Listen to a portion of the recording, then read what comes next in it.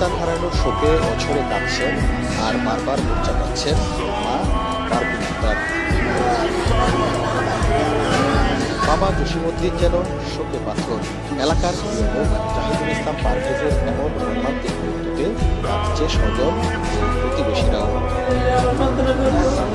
মৃত্যুর আগের রাতে মায়ের সাথে ভিডিও কলে শেষ কথা হয় পারভেজের।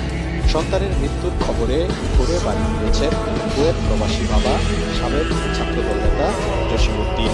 একমাত্র ছেলের এমন মৃত্যুর দৃষ্টান্তমূলক শাস্তির দাবি জানান তারা।